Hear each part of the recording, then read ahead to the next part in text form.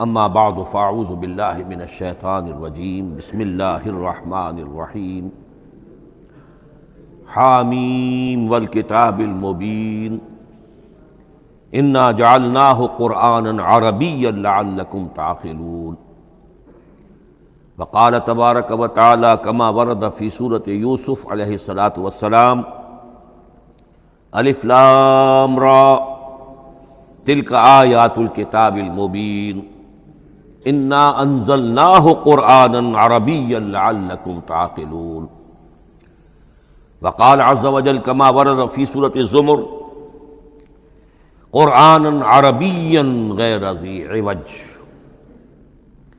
وقال جل وعلا کما ورد فی اول سورۃ الکہف الحمد للہ الذی انزل علی عبدہ الکتاب ولم یجعل لہ عوجا صدق اللہ العظیم رب اشرح لی صدری ویسر لی امری واحلل عقدۃ من لسانی یفقہوا قولی۔ تعارف قرآن کے ضمن میں جو مباحث پہلی نشست میں مکمل ہو چکے ہیں اس میں ایک کمی رہ گئی تھی، اس کو پورا کر لیجئے۔ قرآن مجید کی 2 آیات کے بارے میں یہ روایت موجود ہے صحیح مسلم میں حضرت عبداللہ ابن مسعود رضی اللہ تعالی عنہ سے کہ سورہ بقرہ کی آخری 2 آیات حضور کو شب معراج میں عطا ہوئی ہیں، وہ زمین پر نازل نہیں ہوئیں بلکہ حضور نے آسمان پر پہنچ کر ان کو حاصل کیا ہے۔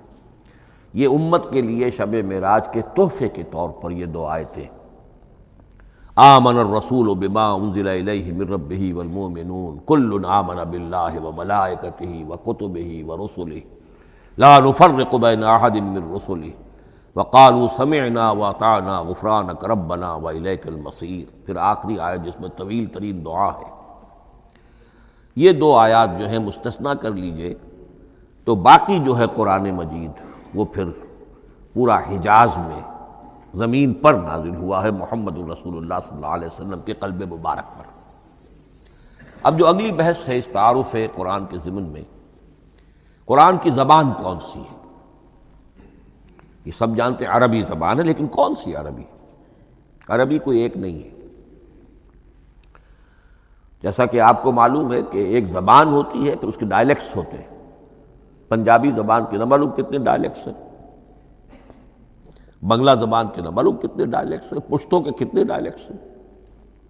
عربی زبان کے اس وقت پورے عالم عرب کے اعتبار سے تو دیکھیے تو ہر ملک کا جو ہے اپنا لہجہ ہے اور ان کے اپنے انداز ہے۔ تو خود نزول قرآن کے وقت بھی پورے جزیرہ نمائے عرب میں کوئی ایک زبان نہیں تھی، زبان ایک تھی لیکن اس کے لہجے مختلف تھے، الفاظ مختلف تھے۔ تو یہ جان لیجئے کہ قرآن نازل ہوا ہے حجاز کے بادیہ نشینوں کی زبان میں۔ وہ اصل عربی زبان حجازی قوم سمجھتی تھی، شہری زبان نہیں، دیہاتی زبان۔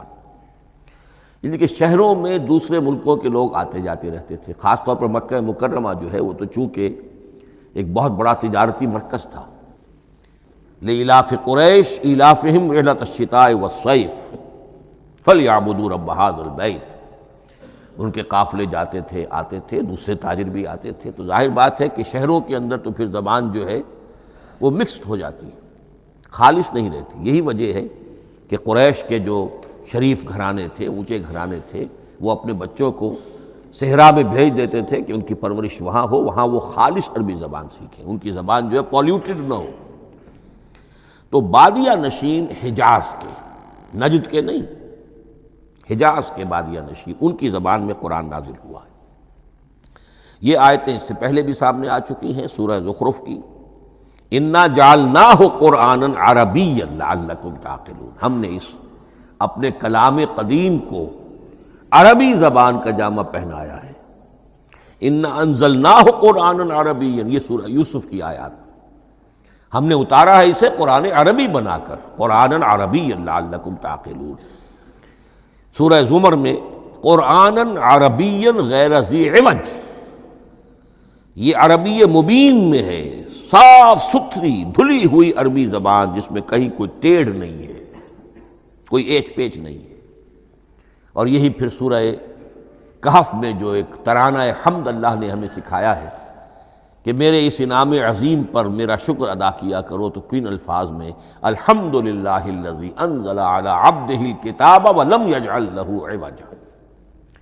تو یہ عربی مبین جو ہے اگرچہ اصلاً ہے بادیہ نشین حجاز کے، البتہ یہ کہ عرب کے دوسرے قبائل کے بھی ان کی زبانوں کے بعض الفاظ اس میں آئے ہیں۔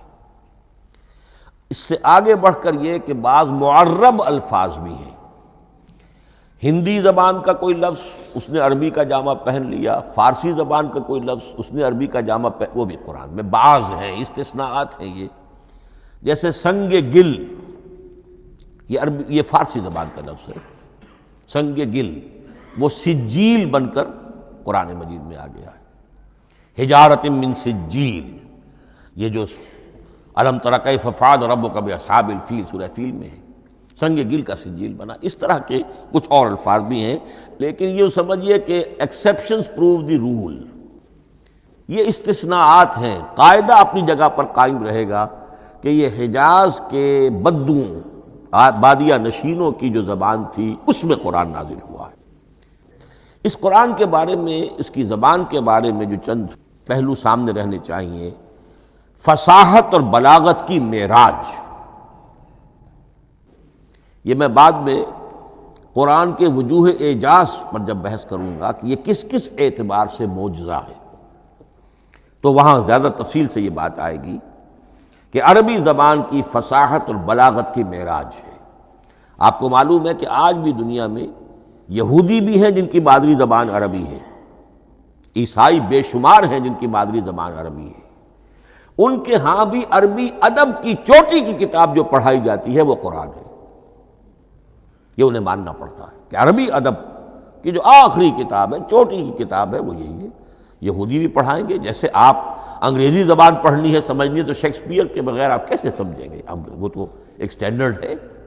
اسی طریقے سے یوں سمجھیے کہ عربی زبان عربی ہونے کے اعتبار سے کلام اللہ ہونا اس پر ان کا ایمان نہیں ہے، لیکن یہ کہ عربی زبان کے اعتبار سے اس کی فصاحت اور بلاغت کا لوہا وہ مانتے ہیں۔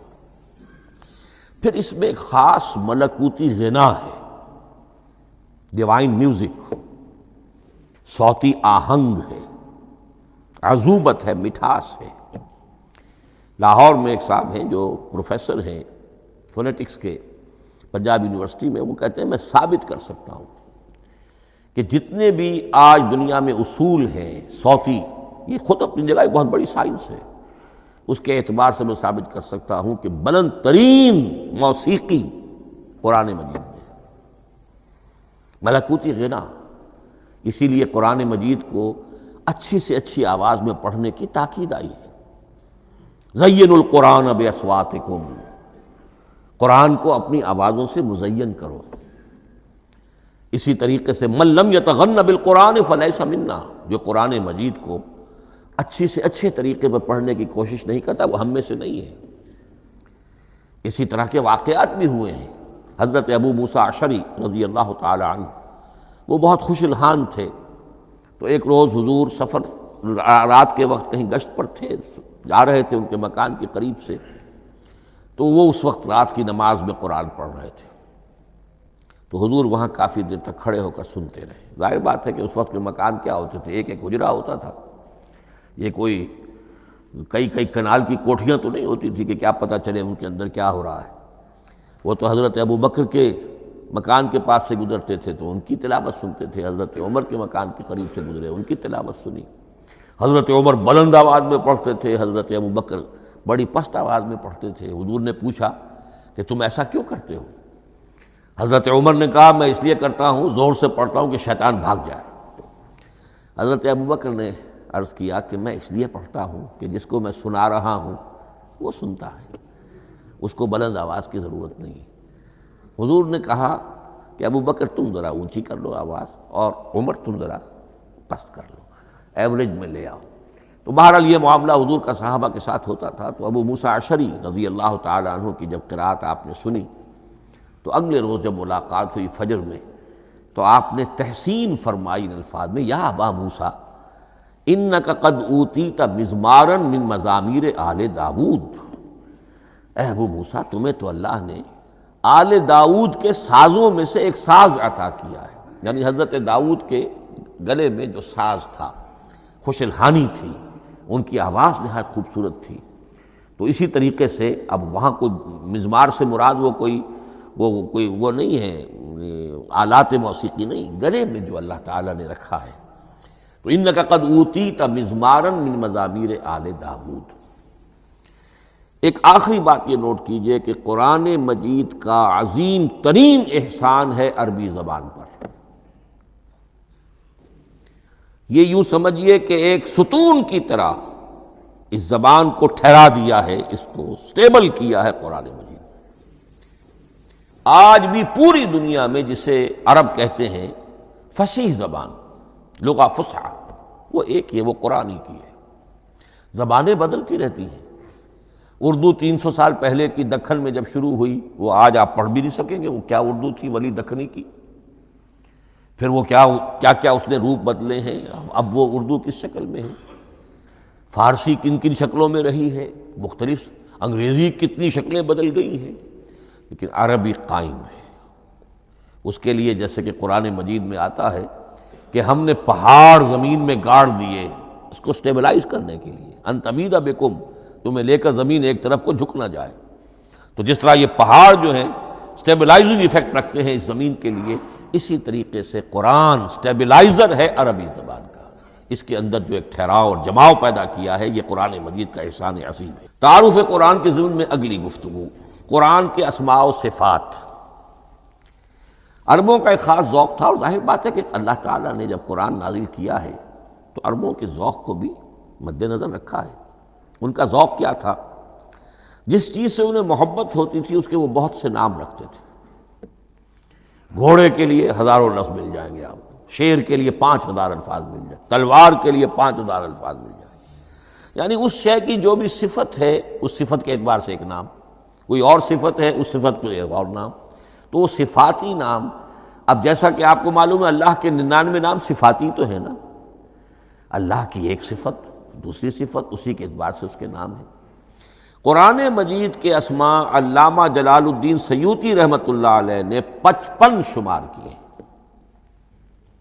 لیکن وہ بھی مکمل نہیں ہے لسٹ، اس لیے کہ اس میں ایک اہم نام برہان یہ شامل نہیں ہے۔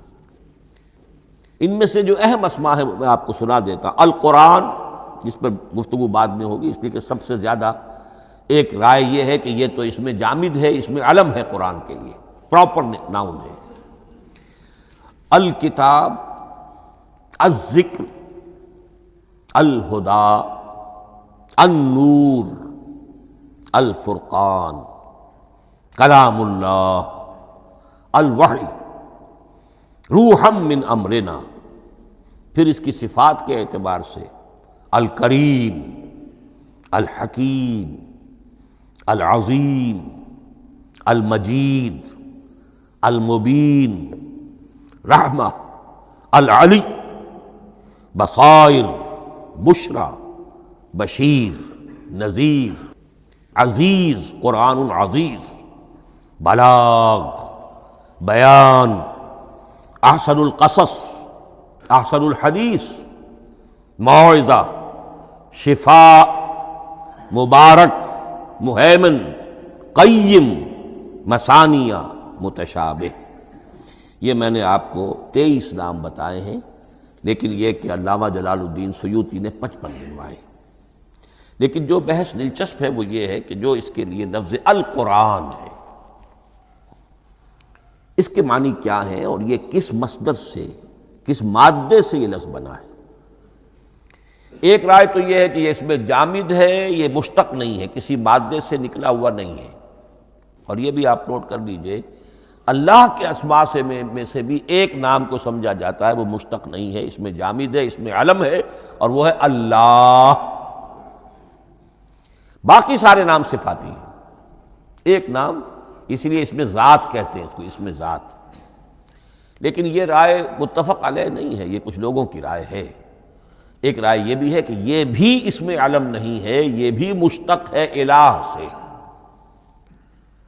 جیسے حکیم، یہ صفت ہے۔ الحکیم یہ اللہ کا نام ہو گیا۔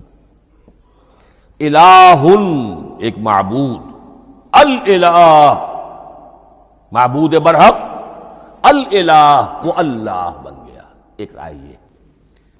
لیکن یہی اسی طریقے سے نوٹ کیجئے کہ قرآن مجید کے بارے میں بھی ایک رائے یہ کہ القرآن اس کا اسم علم ہے، پراپر ناؤن ہے، یہ جامد ہے، یہ مشتق نہیں ہے، کسی اور مادے سے نکلا نہیں۔ لیکن جو اکثریت کی رائے ہے، جس پر تقریباً اجماع ہے، وہ یہ ہے کہ نہیں، یہ اس میں جامد نہیں، اس میں مشتق ہے۔ لیکن پھر دو رائے ہیں کہ مادہ کیا ہے۔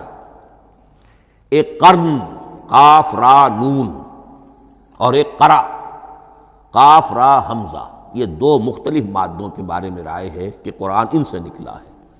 قرن کہتے ہیں کسی چیز کا قریب ہو جانا، جڑ جانا، مل جانا۔ یہ حج کی جو تین شکلیں ہیں، حج تمتع ہے، حج قران ہے، اور حج افراد ہے۔ قران کیا ہے؟ ایک ہی احرام میں عمرہ بھی اور حج بھی دونوں کو جمع کر لیا جائے تو یہ حج قران ہے۔ اسی سے قران الصعدین کا لفظ استعمال ہوتا ہے۔ قرینہ اور قرائن جو ہے اسی سے الفاظ۔ امام فرا کی رائے یہ ہے کہ قرن سے یہ قرآن بنا ہے، اس لیے کہ اس میں بھی اللہ تعالیٰ کی آیات جمع ہو گئی۔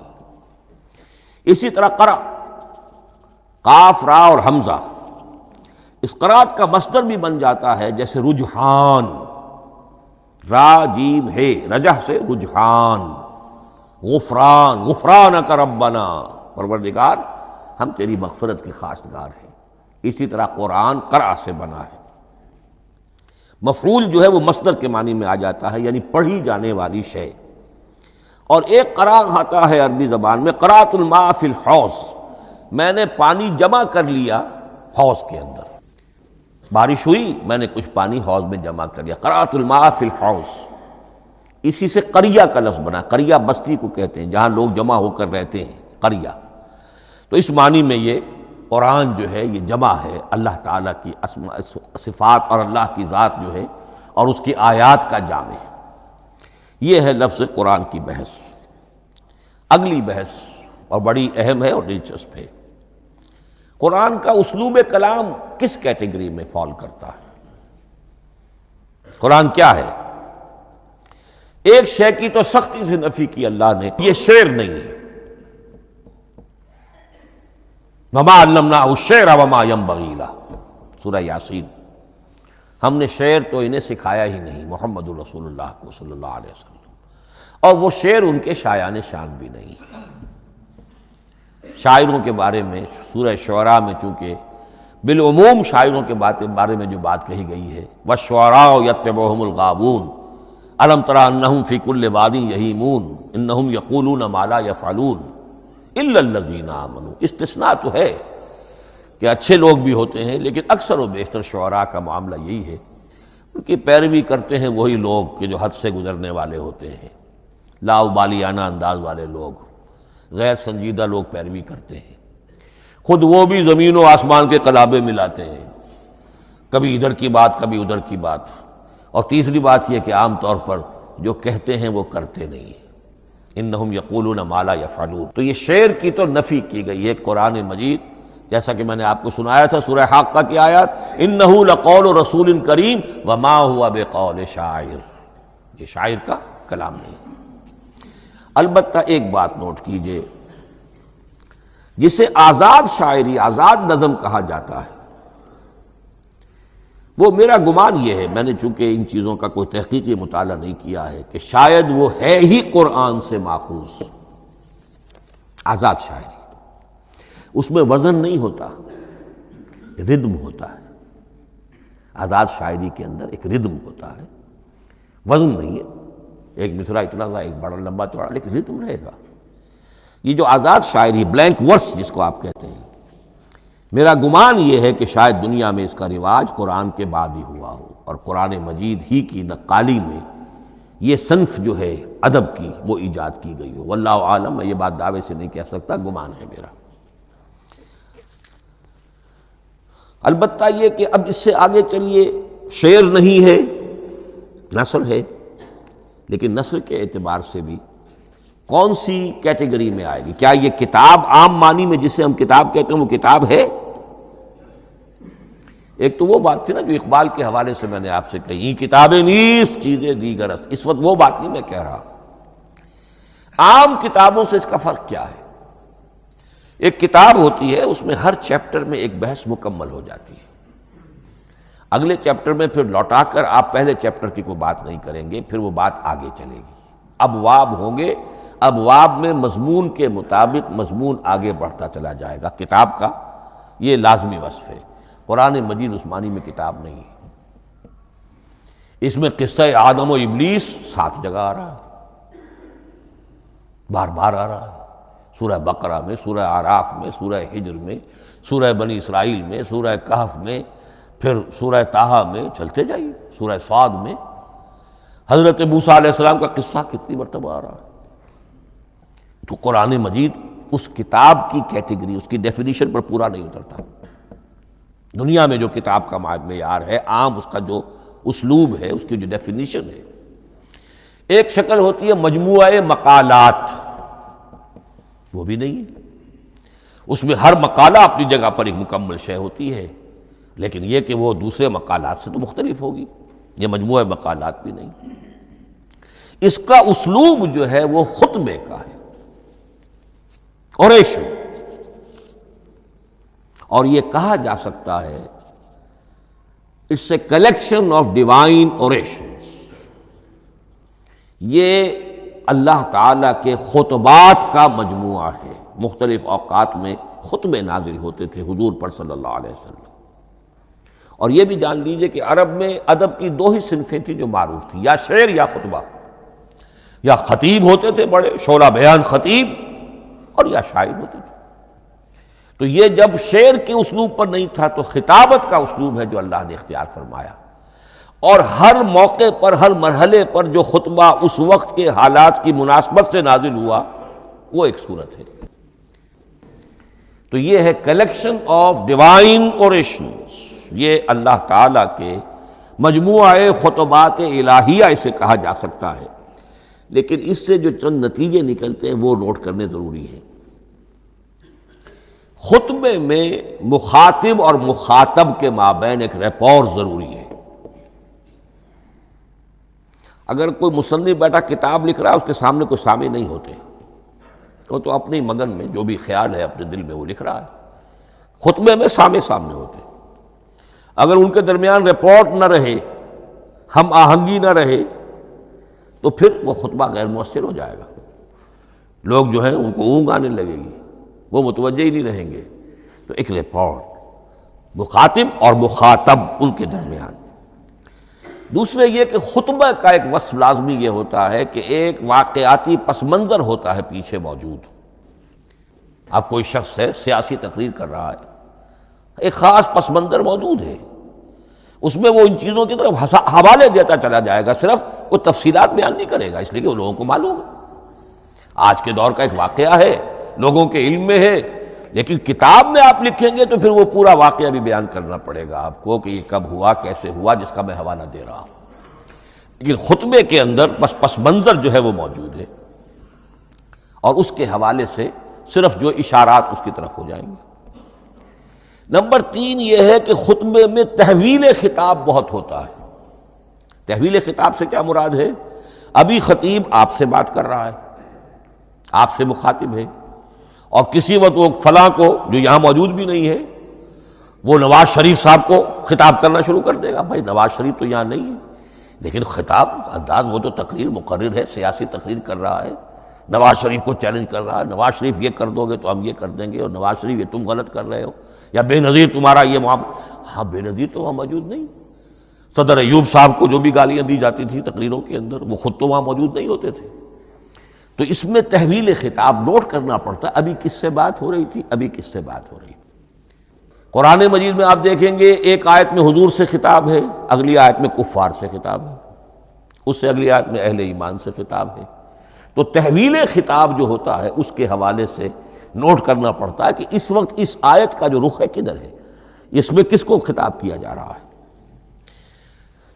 چوتھی بات یہ ہے کہ خطبے میں صرف عقل سے اپیل نہیں کی جاتی، جذبات سے بھی اپیل ہوتی ہے۔ اسی لیے خطابی انداز کہلاتا ہے، خطابی انداز میں لوگوں کے جذبات سے بھی اپیل کی جاتی ہے۔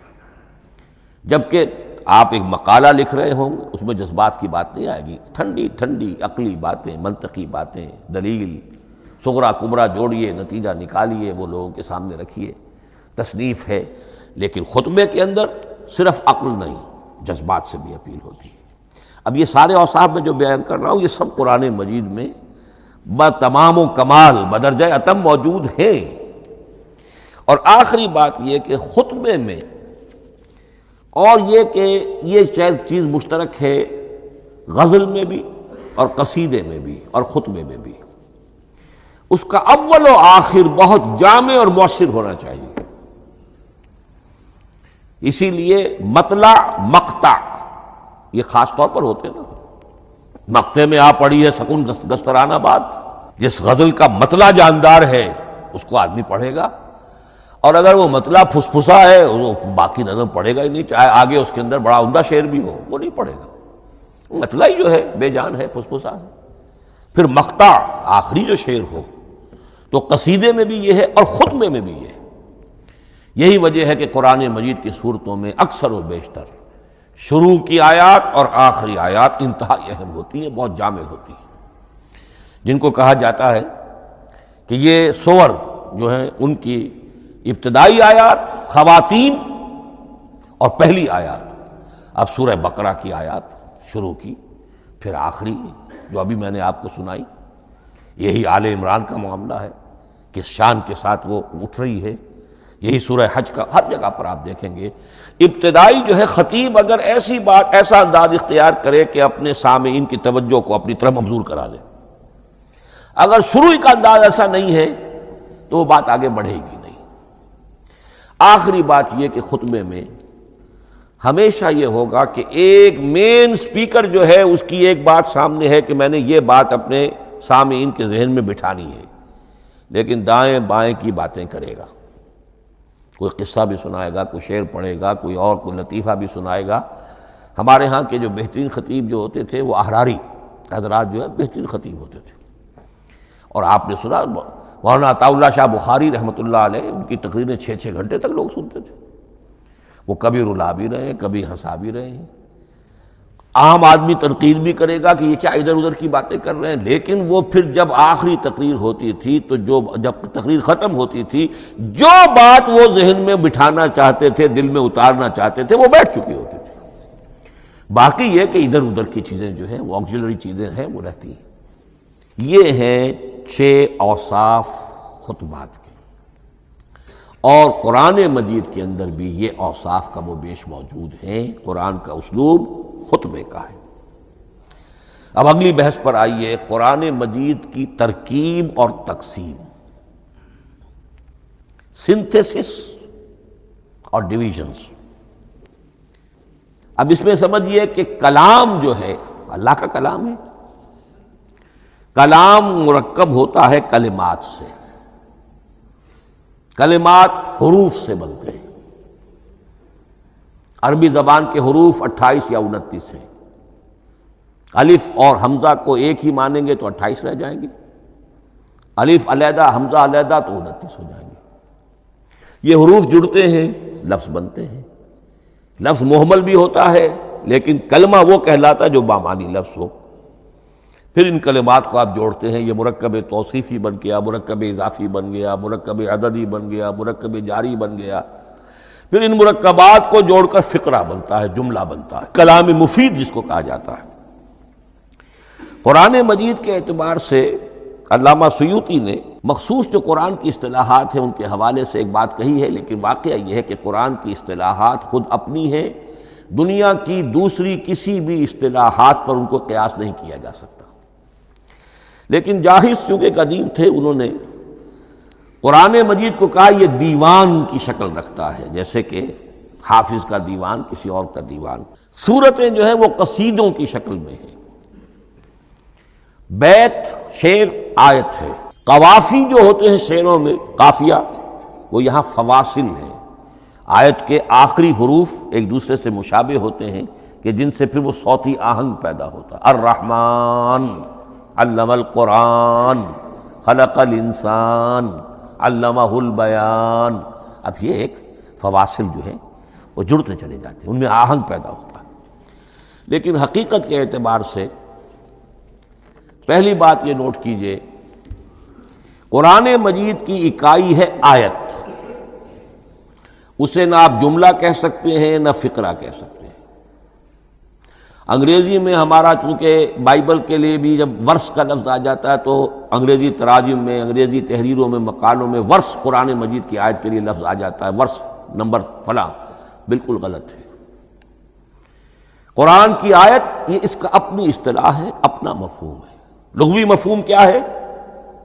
نشانی، آیت نشانی۔ قرآن کی ہر آیت اللہ کے علم اور حکمت کی نشانی ہے۔ اب قرآن کی آیتیں نوٹ کیجئے، صرف حروف پر بھی مشتمل ہے، الف لام میم حروف مقطعات اور آیت بن گئی۔ وہ مرکبات ناقصہ پر بھی مشتمل ہے، والعصر مرکب جاری ہے، حرف جار، آیت ہو گئی۔ پورے جملے پر بھی مشتمل ہے، ان الانسان لفی خسر، ایک جملہ ہے، اور 10 جملوں پر بھی مشتمل ہے۔ اللہ لا الہ الا ھو الحی القیوم لا تاخذہ سنۃ ولا نوم لہ ما فی السماوات وما فی الارض الی آخر الآیہ۔ آیت الکرسی کا انالیسس کیجئے، 10 جملے موجود ہیں اس میں۔ تو نوٹ کر لیجئے، یہ چیز توقیفی کہلاتی ہے، یہ کسی گرامر کے اصول پر نہیں ہے، کسی منطق کے اصول پر نہیں ہے۔ آیات قرآنیہ کی تعیین توقیفی ہے، یعنی حضور کے بتانے پر موقوف ہے۔ حضور نے بتایا والعصر، یہ آیت ہو گئی، آیت ہو گئی، ہم آیت مانیں گے۔ الف لام میم آیت ہو گئی۔ قاف حرف ایک ہے، یہ آیت نہیں ہے۔ نون ایک حرف ہے، آیت نہیں ہے۔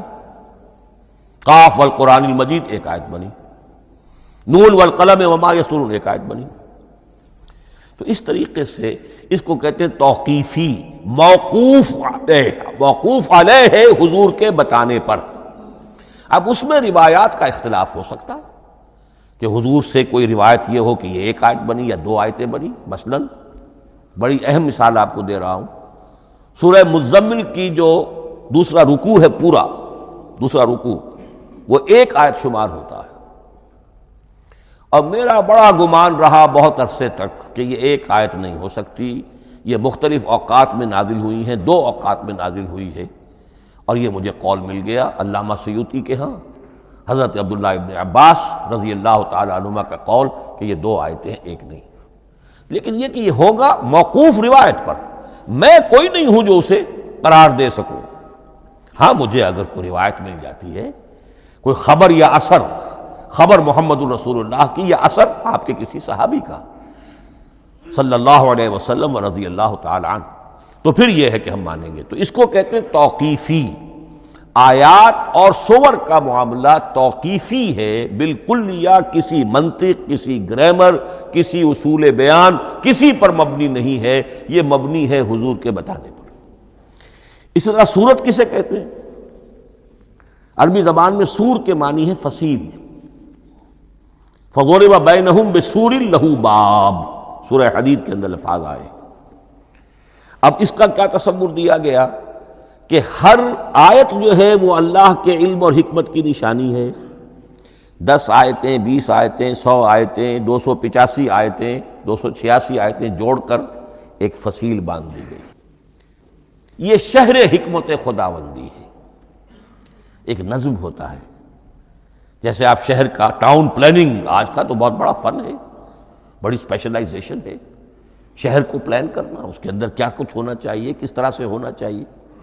تو یہ سورت جو ہے یہ ایک یونٹ ہے قرآن مجید کی، اور اس کا جو لفظی معنی ہے فصیل، گویا کہ اس نے گھیرے میں لیا ہوا ہے ایک شہر معنی کو، علم و حکمت کے ایک شہر کے گرد یہ فصیل جو ہے پوری ہوئی ہے۔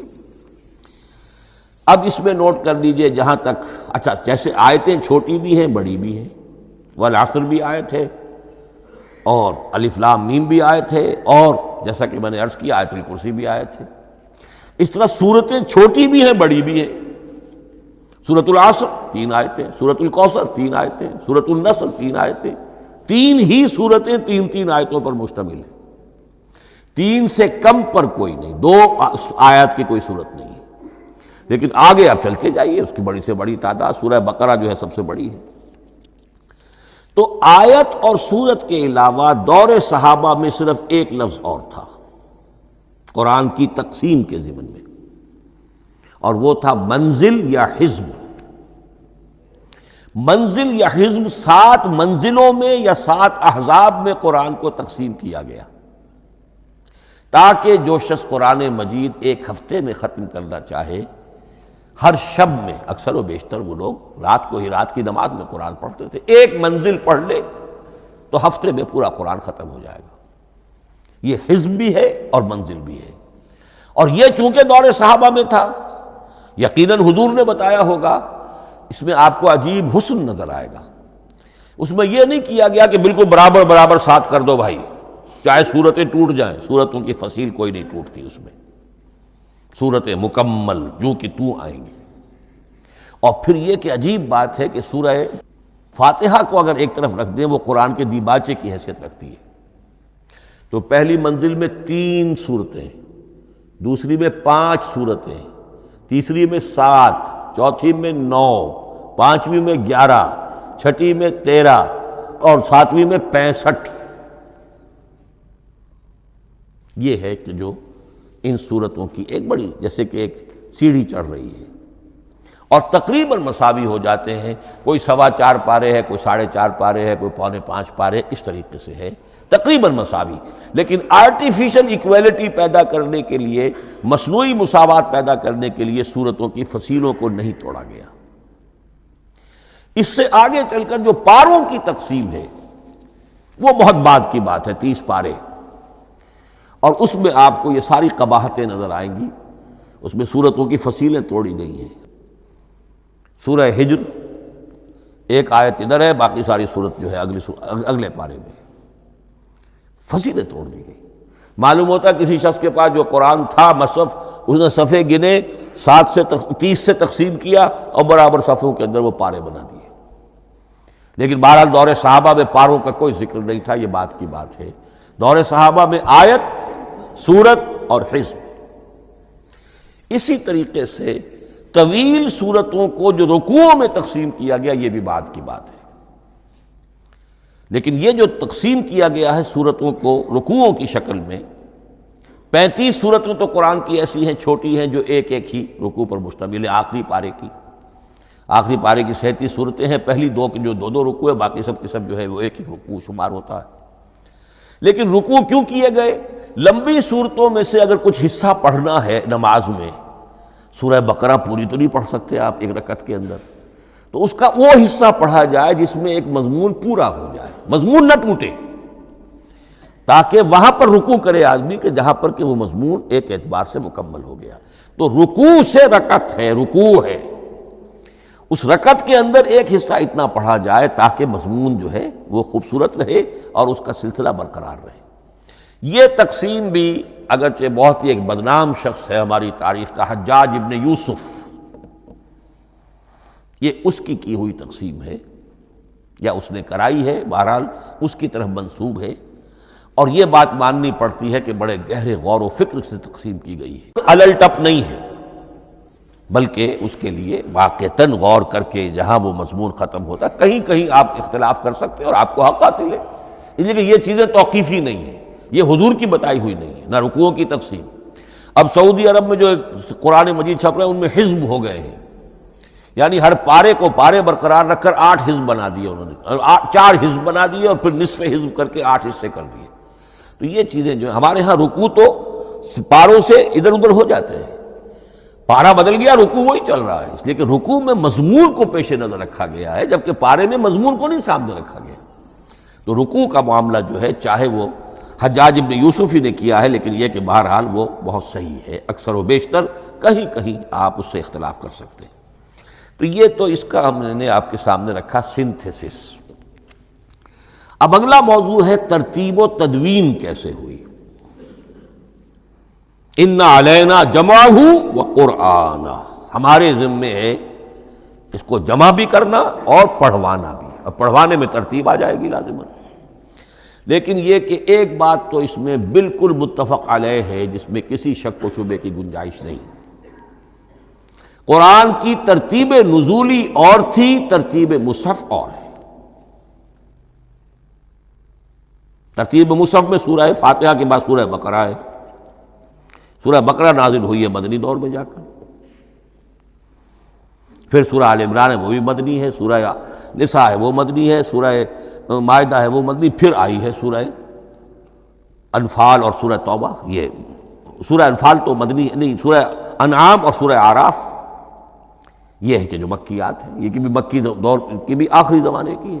ابتدائی جو مکی صورتیں وہ سب سے آخری حصے میں ہیں، 29واں پارہ اور 30واں پارہ. تو ترتیب نزولی اور تھی، ترتیب مصحف اور ہے، اس میں تو کسی شک و شبے کی گنجائش نہیں. لیکن ہمارے ہاں اہل تشیع نے اس چیز کو بہت اچھالا ہے. ان میں سے بعض گروہ ایسے ہیں جن کا کہنا یہ ہے کہ اصل قرآن جو ہے وہ ترتیب نزولی کے مطابق تھا. یہ ترتیب تو عثمان نے کر دی رضی اللہ تعالی عنہ.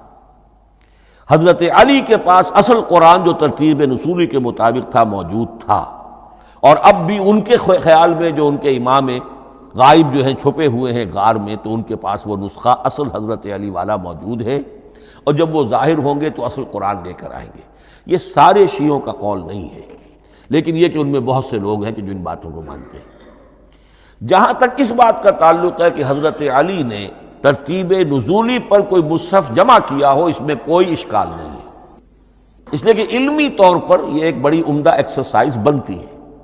ایک زمانے میں بہت کوشش کرتا رہا ترتیب نزولی سے، اس لیے کہ ترتیب نزولی سے سیرت نبوی اخذ ہوتی ہے. پہلے کیا نازل ہوا، پھر کیا نازل ہوا، پھر کیا نازل ہوا. در حقیقت اگر آپ ترتیب نزولی سے قرآن مرتب کر دیں تو وہ سیرت النبی بن جائے گی. تو اس کو سمجھنے کے لیے ایک زمانے میں نے بڑی محنت کی ہے. لیکن ایک تو یہ کہ وہ یقین سے وہ باتیں ملتی نہیں ہیں، بعض روایات ہیں لیکن یہ کہ پھر بھی آپ یقین سے نہیں کہہ سکتے. اکثر و بیشتر قرآن مجید میں لکھا بھی ہوتا ہے، ترتیب کے موٹی موٹی چیزیں معلوم ہیں نزولی ترتیب کی، لیکن یہ ہے کہ یقین کسی بات پر نہیں. تو پہلی بات یہ ہے کہ ہمارے نزدیک، اہل سنت کے نزدیک، اصل جو حجت ہے دین میں وہ ترتیب مصحف ہے. یہی ترتیب جو اس وقت مصحف عثمان کی ہے رضی اللہ تعالی عنہ، یہی ترتیب ہے لوح محفوظ کی، یہی ترتیب ہے ام الکتاب میں، یہی ترتیب ہے کتاب مکنون میں. اب اس کے سمجھیے کہ اس کی تدوین کن مراحل میں ہوئی. سب سے پہلے اس کے جو مراحل ہے 3. خود نبی اکرم صلی اللہ علیہ وسلم کے زمانہ مبارک میں جمع اور ترتیب یہ ہو گئی، لیکن کتابی شکل میں نہیں، ما بین الدفتین نہیں. حضور نے لوگوں کو پڑھ کر سنایا، اس ترتیب سے سنایا جس ترتیب سے یہ مصحف میں اب موجود ہے. اور ہر رمضان میں حضرت جبرائیل دورہ کرتے تھے حضور کے ساتھ، جتنا کہ قرآن اس وقت تک نازل ہو چکا ہوتا تھا. اور آخری رمضان مبارک آپ کی حیات طیبہ کا جو تھا اس میں 2 مرتبہ پورے قرآن کا دورہ ہوا. تو دورہ قرآن بغیر ترتیب کے تو نہیں ہو سکتا. تو یہ ترتیب حضور کی ہوئی ہے، توقیفی ہے، اور حضور ہی نہیں اللہ کی ہوئی ہے. یہی ترتیب لوح محفوظ میں، کتاب مکنون میں اور ام الکتاب میں ہے. اور یہ ترتیب حضور دے کر گئے ہیں صحابہ کرام کو. حفاظ تھے، کتنے حفاظ جو ہیں جنگ یمامہ میں شہید ہو گئے، تبھی تو خیال آیا کہ اس کو کتابی شکل میں بھی مرتب کیا جائے. لیکن کتابی شکل میں جسے کہتے ہیں 2 گتوں کے درمیان ایک کتاب مجلد، اس صورت میں جہاں تک میں تحقیق کر سکا ہوں اور جہاں تک ہمارے اکثر و بیشتر لوگوں کی رائے ہے، حضور کے زمانے میں یہ اس طریقے سے ما بین الدفتین، 2 گتوں کے مابین ایک کتاب کی شکل میں قرآن موجود نہیں تھا. لوگوں کے سینوں میں محفوظ تھا، جیسے محمد الرسول اللہ کے سینے میں محفوظ تھا. ان علینا جمعہ، وہ جمع حضور کے سینے میں کیا اللہ نے. اسی طرح پھر صحابہ کرام بے شمار جو حفاظ تھے ان کے سینوں میں محفوظ تھا۔ دوسرا مرحلہ کب آیا؟ جب حضرت ابوبکر صدیق کے عہد خلافت میں جنگ یمامہ میں بہت سے حفاظ شہید ہو گئے۔ اب ایک تشویش پیدا ہوئی، ایسا نہ ہو کہ قرآن ضائع ہو جائے، لہذا اسے کتابی شکل میں مرتب کر لینا چاہیے۔ اس کے لیے پھر بہت سے صحابہ نے حضرت ابوبکر کو اپروچ کیا کہ جتنے قراء ہیں، جتنے کاتبین وحی ہیں، ان سب کو آپ جمع کیجئے اور جمع کر کے اس قرآن مجید کو ایک کتاب کی شکل میں جمع کر لیں۔ حضرت ابوبکر شروع میں بہت ریلیکٹنٹ رہے، ان کا ایک خاص مزاج تھا، اتباع رسول کا جذبہ انتہا درجے کا۔ جو کام حضور نے نہیں کیا میں کیسے کروں؟ اگر تو یہ کام واقعی کرنے کا تھا تو حضور کرتے، میں کیسے کروں؟ لیکن یہ کہ جب صورتحال بہت لوگوں کی طرف سے دباؤ پڑا کہ نہیں یہ کر لینا چاہیے، ان کے سامنے بھی حکمت آ گئی، تو پھر انہوں نے اتفاق کرتے ہوئے جتنے بھی کاتبین وحی تھے ان سب کی ایک کمیٹی بنائی اور ان کو کہا کہ اب اس قرآن کو مرتب کر کے ایک کتابی شکل دے دی جائے۔ وہ کتابی شکل حضرت ابوبکر کے دور میں ہو گئی۔ تیسرا مرحلہ کیا ہے؟ یہ کتابی شکل میں جب قرآن مجید آ گیا اور شروع میں یہ اجازت تھی کہ ہر قبیلے، ہر علاقے کے لوگ اپنے لہجے میں پڑھ لیں۔ اب پنجابی ہمارا مسلمان جو ہے وہ چاقو کو کاچو کہے گا تو وہ لکھے ہوئے کو بھی چاقو کو کاچو پڑھ کے نکلے جائے گا۔ تو مختلف لہجوں میں ہونے سے وہ ان کا جو ہے قرآن مجید بدل رہا تھا، کوئی کسی طرح پڑھ رہا ہے، کوئی کس طرح پڑھ رہا ہے۔ اب اس کی تشویش ہوئی حضرت عثمان کے زمانے میں، جب دور بہت پھیل گیا، اسلام کا دائرہ، دارالاسلام کی وسعت بہت ہو گئی کہ اس طرح اگر یہ لوگ پڑھیں گے اور اپنے اپنے لہجے کی وجہ سے اب اس لہجے میں شکل بدل بھی جاتی ہے لفظ کی۔ کاچو کو کاف الف چے واو لکھنا شروع کر دیں گے پھر کہ کاچو سنا ہم نے، تو چاقو تو سنا ہی نہیں۔ تو ایک لکشو ہے چاقو لکھ رہا ہے اور ایک کاچو لکھ رہا ہے، تو چاقو اور کاچو میں فرق ہو گیا۔ لہذا اس وقت پھر جو کام کیا گیا وہ یہ کہ ایک ہی رسم تحریر، رسم کتابت، رسم الخط میں قرآن مجید کے نسخے تیار کیے گئے۔ اصل میں ایک بہت بڑا مغالطہ ہو جاتا ہے ہمارے جمعوں کے خطبوں میں، حضرت عثمان رضی اللہ تعالیٰ عنہ کے نام نامی کے ساتھ وہ قوافی جو ہیں ان کی مناسبت سے جامع آیات القرآن عثمان ابن عفان رضی اللہ تعالیٰ عنہ، غالب علی کل غالب علی ابن ابی طالب رضی اللہ تعالیٰ۔ اب یہ جو جوڑتے ہیں قافیے، تو حضرت عثمان کے نام کے ساتھ یہ قافیہ جوڑ دیا، اس سے لوگوں کو مغالطہ بھی ہوا اور دشمنوں نے ایکسپلائٹ کیا کہ اس کا مطلب یہ ہے کہ قرآن تو جمع ہوا ہے حضرت عثمان کے زمانے میں، اور حضرت عثمان کے زمانے میں اور حضور کے زمانے میں کم و بیش 15 سال کا فصل تو ہو چکا، گویا کہ قرآن مرتب ہی ہوا ہے حضور کے انتقال کے 15 برس بعد۔ پھر حضرت عثمان کی شخصیت کو خاص طور پر جو سبائی فتنہ اٹھا تھا اس نے ایک ڈسپیوٹڈ پرسنالٹی بنا کے رکھ دیا ہے، نہیں معاذ اللہ، کوئی شک نہیں، لیکن یہ کہ ایک فتنہ اٹھا، فتنۃ الکبریٰ، اور حضرت عثمان رضی اللہ تعالیٰ عنہ کو انہوں نے بدنام کیا، لہذا اس کے نام سے اور بٹا لگ گیا، یہ مصحف عثمان ہے۔ یہ ہے اصل میں وہ حماقتیں کہ جو ہوئی ہیں ہم سے، یہ قافیے ملانے کی وجہ سے، حالانکہ حضرت عثمان کی شان جو ہے وہ در حقیقت جامع آیات القرآن نہیں ہے، جامع الامت علی رسم واحد، پوری امت کو ایک رسم الخط پر جمع کرنے والی شخصیت حضرت عثمان کی ہے۔ مثلا اب دیکھیے مالک یوم الدین کس طرح لکھیں گے؟ میم لام اور کاف، میم الف اور لام اور کاف لکھیں گے آپ، یہ غلط ہو جائے گا، میم پر کھڑا زبر ہوگا اور اس کو مالک پڑھیں گے، میم پر اگر کھڑا زبر نہیں ہے پڑا زبر ہے تو ملک پڑھیں گے، اور قراتوں میں یہ دونوں موجود ہے، ملک یوم الدین بھی ہے اور مالک یوم الدین بھی ہے۔ اگر آپ نے میم الف لکھ دیا ایک قرات نکل گئی، اب وہ اس میں آ ہی نہیں سکتی، وہ تو مالک ہی پڑھا جائے گا۔ یہ زیر زبر بھی جو لگے ہیں قرآن مجید میں، یہ بھی حجاج ابن یوسف کے زمانے میں لگے، اس سے پہلے نہیں تھے، اور یہ رموز و اوقاف، یہ آیتوں کے نشان اور یہ وقفہ بیچ میں، یہ بھی حجاج بن یوسف کے زمانے کی چیزیں ہیں، ورنہ عربوں کے لیے تو ان کی اپنی زبان تھی، انہیں ان چیزوں کی ضرورت ہی نہیں تھی۔ آپ کو معلوم ہے پرانے زمانے کے جو منشی ہوتے تھے، انشاء پرداز، وہ جب خط لکھتے تھے تو اس میں نقطے وغیرہ نہیں لگاتے تھے۔ جس کو خط لکھا جا رہا ہے وہ توہین سمجھے گا کہ شاید مجھے جاہل سمجھا کہ نقطے بھی لگا کے بھیجا جا رہا ہے خط پر، گویا کہ میں تو سمجھ ہی نہیں سکتا بغیر نقطوں کے۔ تو یہ جو ہے پرانے جو شکستہ خطوط لکھے جاتے تھے ان کا یہ انداز تھا، لہذا کوئی نقطے وغیرہ نہیں تھے، یہ بھی بعد میں لگے۔ تو ملک یوم الدین، مالک یوم الدین، اس کی رسم آئے گا میم لام کاف، کھڑا زبر ہے مالک یوم الدین اور ویسے پڑا زبر ہے ملک یوم الدین۔ یہ رسم الخط ہے جس پر کہ حضرت عثمان رضی اللہ تعالی عنہ نے پوری امت کو جمع کر دیا، اور اس کے نسخے تیار کرا کے، مختلف روایات میں آتا ہے 5 یا 7 نسخے تھے، ایک مدینہ منورہ میں رکھا اپنے پاس، اور اسی پر ان کے خون کے دھبے بھی ہیں، اور وہ نسخہ قرآن مجید کا اب استنبول کے اندر ہے، توپ کاپی کا جو عجائب خانہ ہے، عجائب گھر ہے، جس میں جہاں نوادرات کے ساتھ ساتھ حضور کے بھی کچھ تبرکات اور جمع ہیں، وہاں وہ نسخہ موجود ہے۔ اس میں انگلی جو کٹی تھی حضرت نائلہ جو ان کی اہلیہ تھی، جب وار کیا گیا ہے حضرت عثمان پر، قرآن پڑھ رہے تھے، انہوں نے روکا اپنے ہاتھ سے تو ان کی انگلی کٹی اور اس کے خون کے قطرے جو ہیں وہ مصحف پر آئے۔ تو یہ وہ قرآن، پھر انہوں نے ایک مکہ مکرمہ میں، ایک دمشق میں، ایک کوفے میں، ایک یمن، ایک بحرین، ایک بصرہ، مختلف جگہوں پر وہ آفیشل ورشن قرآن کا صرف رسم الخط اسکرپٹ کے اعتبار سے۔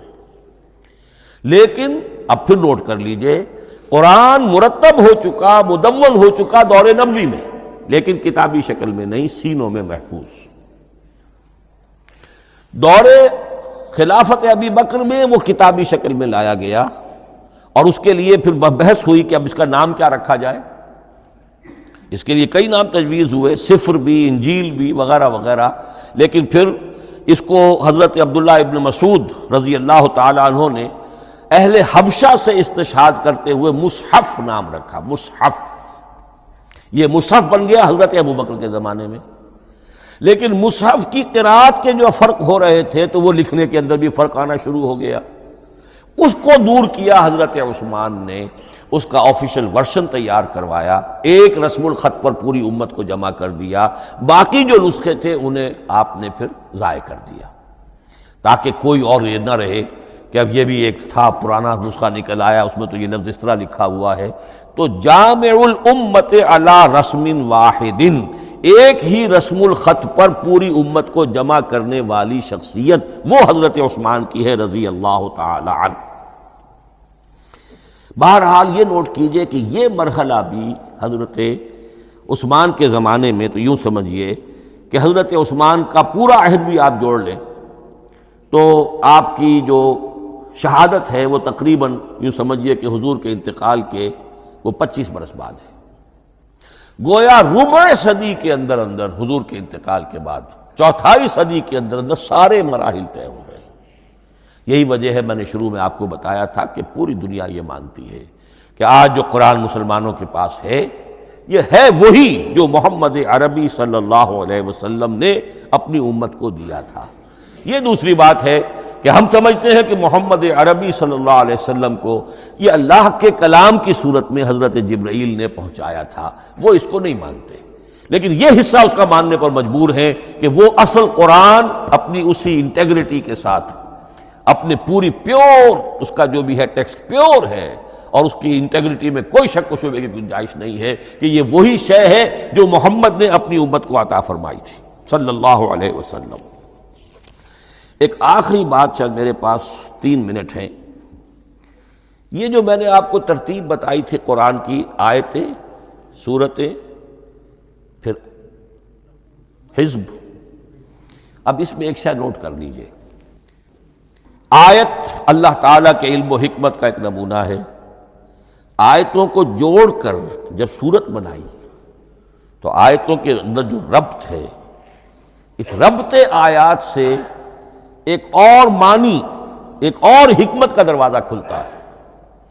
جیسے موتی ہے، ہر موتی بڑا خوبصورت ہے، لیکن جس ترتیب سے آپ نے پرویا، اس کو دھاگے میں ہار بنایا، اس ترتیب سے اس کا حسن دوبالا ہو جائے گا۔ ہر موتی کا اپنی جگہ پر ایک حسن ہے، لیکن اس ترتیب کی وجہ سے اس کے حسن کا ایک اور پہلو ظاہر ہوگا۔ اسی طرح قرآن مجید کی صورتوں میں ربط آیات بہت اہم ہے۔ ایک مرکزی مضمون ہوتا ہے ہر صورت کا، مرکزی مضمون، عمود، اور اس کے گرد وہ ساری آیتیں اس طریقے سے گھوم رہی ہوتی ہیں، جڑی ہوئی ہوتی ہے، جیسے کہ ایک دھاگے کے اندر پروئے ہوئے موتی ہوتے ہیں کہ جس کی جو ہار کی شکل اختیار کرتے ہیں۔ دوسری بات یہ، اکثر و بیشتر صورتیں قرآن مجید میں جوڑوں کی شکل میں ہیں۔ ایک مضمون کا ایک پہلو اس جوڑے کے ایک فرد میں، اور دوسرا پہلو اسی کا دوسرے فرد میں، جیسے معوذتین، دو صورتیں ہیں، مضمون ایک یہ تعوذ، معوذتین، الزہراوین، سورہ بقرہ سورہ آل عمران کو کہا گیا الزہراوین، حضور نے فرمایا دو نہایت تابناک صورتیں، بڑی روشن صورتیں۔